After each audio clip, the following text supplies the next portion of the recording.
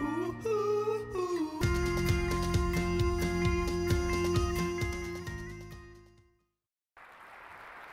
here, this way.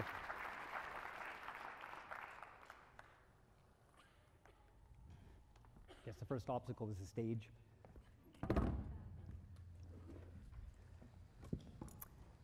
There are many things in everyday life that are taken for granted. The ability to hike through forests, climb mountains and trees, or even cross deserts. But imagine if simply moving through a world where a 6-inch curb was as imposing as the Berlin Wall once was, or where a furniture-filled room was as challenging as even the toughest obstacle course. What if the ability to introduce yourself required complicated, expensive equipment and a lot of effort?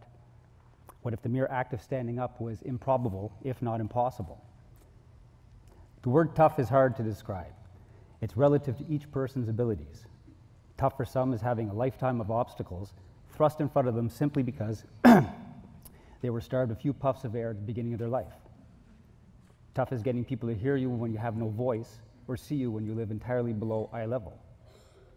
Tough for others is having dreams and desires of a king, but the purse of a peasant.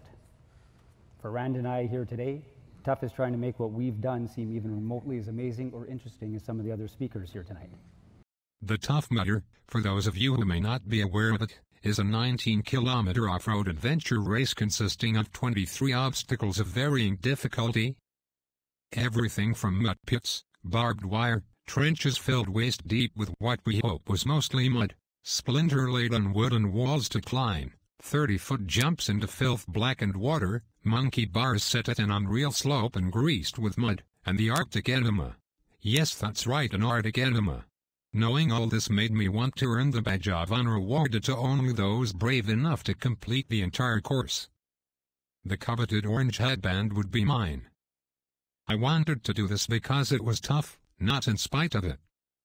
So we set our sights on the 2014 Whistler event. The first step of this journey was to find a suitable chair.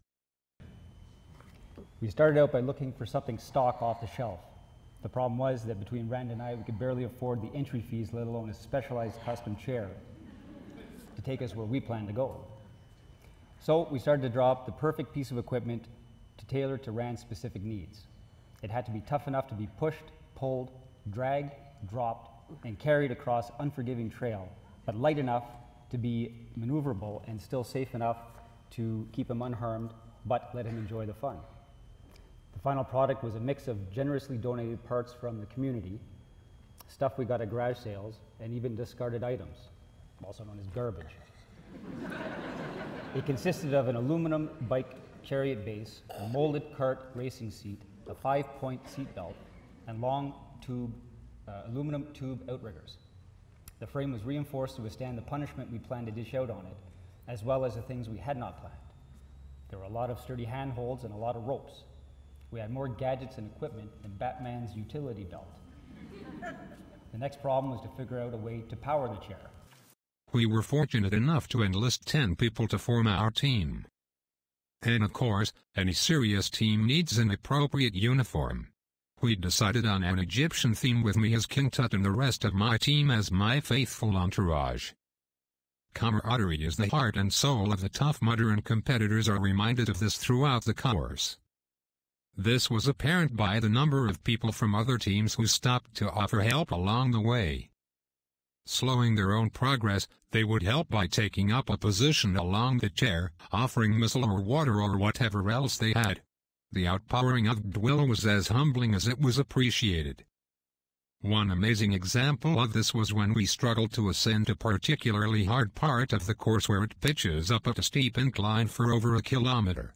We were physically and emotionally lifted by the endless chain of other teams taking a place along the rope we had attached to the front of the chair. Like a muddy version of Santa's reindeer, every team became one and we made it to the top of the hill almost effortlessly. We thought we'd accounted for pretty much every possibility while Rand was in the chair and on the course. What we had not seriously considered was him leaving the safety of the chair to attempt any of the individual challenges along the way. Competitors can choose to test themselves at these points or simply continue past penalty-free. One of the first of these challenges we came to was a large mud field decorated with a barbed wire canopy strung 18 inches above the ground. The way most people make it to the other side is to crawl on their hands and knees across the 100-foot distance. Because that alone was not tough enough, they supply a powerful mist of water discharged from a fire hose as you scramble over rocks, stumps, and bodies of the fallen. Now, an issue that Rand has to contend with, that most others doing the event did not, was that crawling on his hands and knees is nearly impossible. But instead of taking the pass, he chose to put himself and his body armor to the test. So with some help from his teammates, he lay down on his back, which was protected with a stiff spine guard. This allowed him to propel himself along the ground a few torturous feet at a time until he traveled the entire length and cleared this challenge. This obstacle was a real adrenaline boost and alone would have made the top of the highlights of the day. However, the defining moment of the entire adventure, in my opinion, was when Rand decided to take on one of the most challenging obstacles we were to face. This would be a 30-foot pipe sloping upwards at a 70-degree angle and filled with mud. The way most choose to handle this is to pull themselves up the pipe using the knotted rope provided while crawling on their knees. This is not a possible option for Rand to take. I tried to convince him that nobody would fault him for going around this one, but he was not going to do that. And with a little planning and some more help from his team, he once again got on his back, and like a ninja turtle, he inchwormed his way up the entire pipe. Keep in mind the fact that this would be upside down,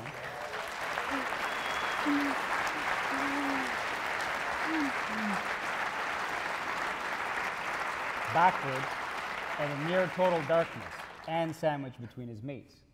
This took an exhausting 15 to 20 minutes of unbelievably claustrophobic effort. And through it all, he wore his trademark grin. When we exited the top of the pipe, the roar of applause from our fellow competitors was near deafening. With this alone, he earned not only his headband, but the respect of all.